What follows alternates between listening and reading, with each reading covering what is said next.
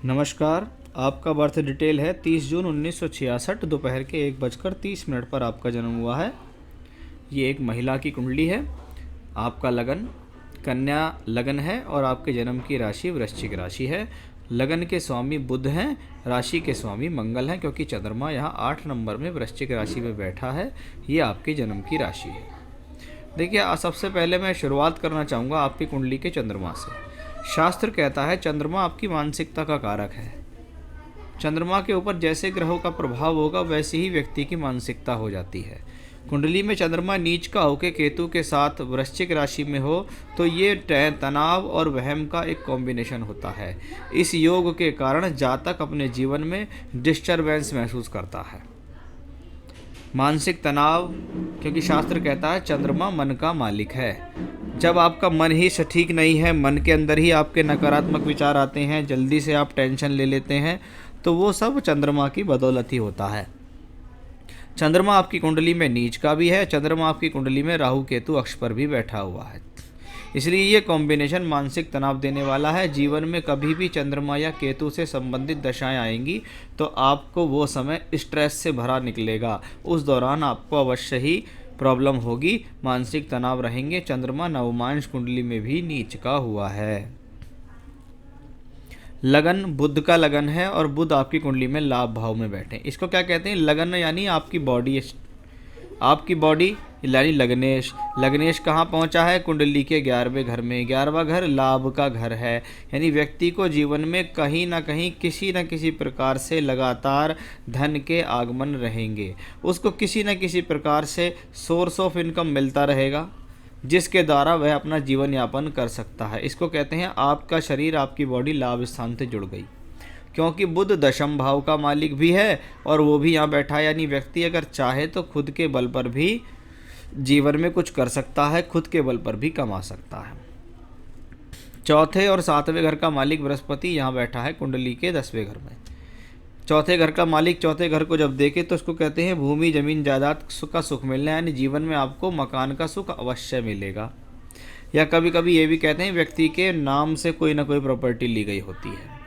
अब इसमें बृहस्पति दशम भाव में बुध की राशि में और बुध यहाँ है। अगर ऐसे लोग जीवन में एजुकेशन के सेक्टर में जाकर काम करना शुरू करें, शिक्षा, पढ़ाई करना, लोगों को पढ़ाना, टीचिंग करना, ऐसे क्षेत्रों में काम करते हैं या किसी को सिखाने का काम करते हैं तो अच्छा रहता है।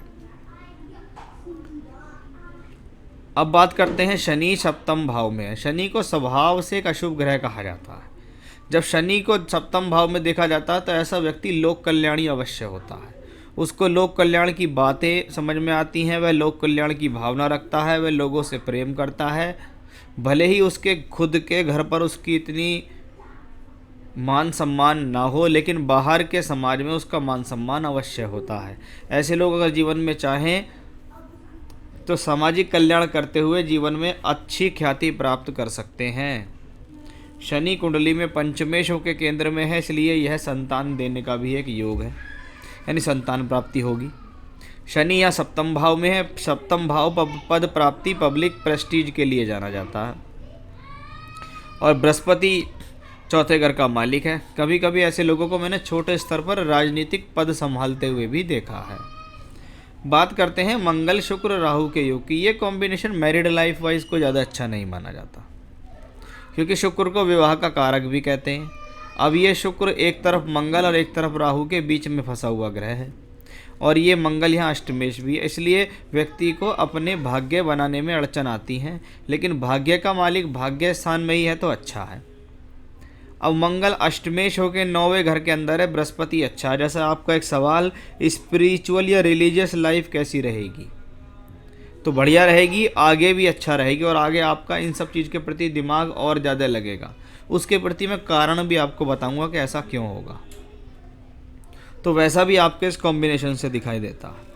सबसे ज़्यादा ज़रूरी चीज़ किसी भी कुंडली में जो होती है वो होती है दशा, कि आपको कौन से ग्रह की दशा चल रही है, किस ग्रह का प्रभाव आपके ऊपर पड़ रहा है।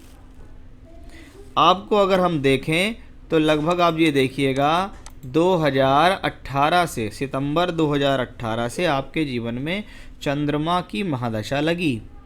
चंद्रमा कौन है? मानसिकता का कारक ग्रह है। चंद्रमा मंगल की राशि में नीच का केतु के साथ है, और जब ये मंगल की राशि में वृश्चिक राशि में हो तो ये जल तत्व की और गहराई की राशि कहलाती है, जो आपको ज़रूरत से ज़्यादा डीप, ज़रूरत से ज़्यादा गहरा सोचने के लिए मजबूर करती है। जब चंद्रमा की ये स्थिति हो, चंद्रमा नवमांश में भी यहाँ हो, तो ऐसा व्यक्ति ऐसे में डीप ख्यालों में जाता है, बहुत सोचता है, कभी कभी नकारात्मक ज़्यादा सोचता है, उसके मन में कोई ना कोई विचार चलते रहते हैं, उसके मन में अपने लिए अनसिक्योरिटी चलती है कि मैं गलत तो नहीं हूँ, मुझे कुछ हो तो नहीं जाएगा, मेरा जीवन सिक्योर है या नहीं, मुझे आगे लोग बाग कैसा फल देंगे, संतान बात मानेगी नहीं मानेगी, मेरा आगे कैसा रहने वाला है, वो सब उसके मन में विचार आते हैं। चंद्रमा, जैसे मैंने आपको बताया कि क्यों स्पिरिचुअल लाइफ बढ़ेगी आगे, क्योंकि चंद्रमा का संबंध मंगल की डीप राशि से है। चंद्रमा का संबंध नवम भाव के मालिक शुक्र से भी है, यानी धर्म के प्रति आस्था, धार्मिक ज्ञान, समाज कल्याण, इन सब के प्रति आपकी आस्था आने वाले समय में बढ़ेगी। आप चाहें तो इस राह पे जीवन में आगे बढ़ सकते हैं, और राह में आगे बढ़कर इसको अपना कोई प्रोफेशन भी बना सकते हैं। मैंने कहा था कि भैया किसी को ज्ञान देने के लिए, सलाह देने के लिए बृहस्पति दशम भाव में बैठा है, तो वो एक अच्छा योग है। आप चाहें तो अपना जीवन में स्टार्ट कर सकते हैं, क्योंकि 2028 तक चंद्रमा की दशा आपको चल रही है। हेल्थ वाइज कैसा रहेगा? देखिए, स्वास्थ्य के हिसाब से तो ठीक रहेगा, लेकिन मानसिक रूप से आप मजबूत नहीं रहेंगे। पूजा पाठ में उसके लिए बता दूंगा, करेंगे तो आपको लाभ मिल जाएगा। मैरिड लाइफ, काफ़ी लेट क्वेश्चन पूछा हुआ है आपने, 66 का आपका बर्थ है। देखिए, मैरिड लाइफ के लिए नवमांश कुंडली देखते हैं। नवमांश कुंडली में सप्तम भाव में बैठा है। इसका क्या मतलब है? जीवन में कितने ही कलह हो जाएं, लेकिन ये प्लेनेट पूरा प्रयास करेगा आपके जीवन में सेपरेशन ना होने दे, मैरिड लाइफ को टूटने ना दे। वहीं 12वें घर में शनि, छठे घर में सूर्य और लगन में मंगल इस बात की तरफ इशारा करता है कि इस व्यक्ति की मैरिड लाइफ ठीक नहीं है। जब से शादी हुई और जब तक शादी रहेगी, पति पत्नी के बीच अनबन और तनाव अवश्य चलते रहेंगे, और इसी प्रकार से ही चलता रहेगा जीवन, क्योंकि शुक्र भी आपका यहाँ अष्टम भाव में ही है। इसलिए यह एक परेशानी का विषय है। आपकी जैसी भी मैरिड लाइफ है, आपको उसी से काम चलाना होगा।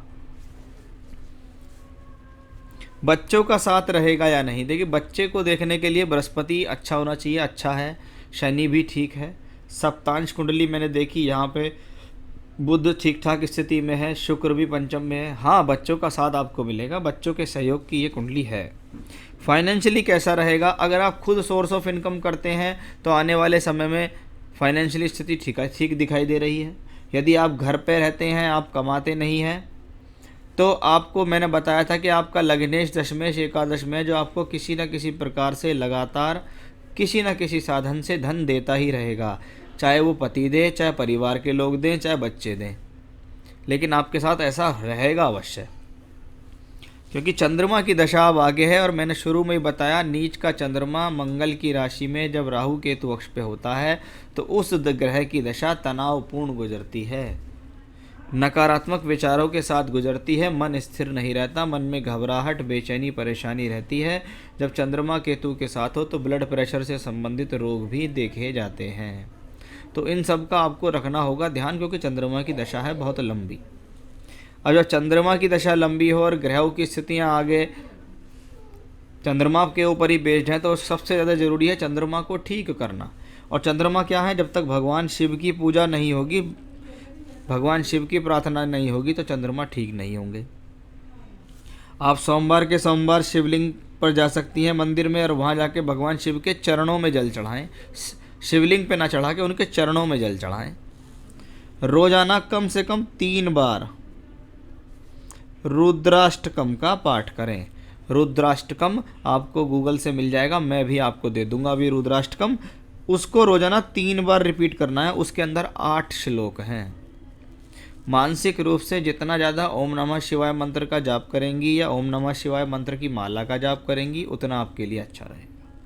पन्ना रतन आपके लिए सबसे ज़्यादा सूटेबल है। यह आपकी मानसिकता के लिए, स्वास्थ्य के लिए, बुद्धि के लिए अच्छा है। सीधे हाथ की सबसे छोटी उंगली में पन्ना रतन आपको धारण करना होगा। आप चाहें तो मुझसे भी प्राप्त कर सकते हैं। तो ओवरऑल दशा पे सबसे ज़्यादा फोकस होना चाहिए। मैंने आपको कहा था कि दशा सबसे ज़्यादा मुख्य रोल निभाती है और दशा ही चल रही है चंद्रमा की। 10 वर्ष की महादशा चल रही है चंद्रमा की, इसलिए उसके लिए जो उपाय अगर आपने किए तो ही आप सारी परेशानियों दुविधाओं से दूर होंगे। नहीं तो आने वाले समय में ऐसा ना हो कि आपकी मानसिकता बहुत ज़्यादा नकारात्मक हो जाए। तो ये था आपकी कुंडली का एनालिसिस, सवालों के जवाब और उपाय करेंगे तो आपको अवश्य लाभ मिलेगा। नमस्कार।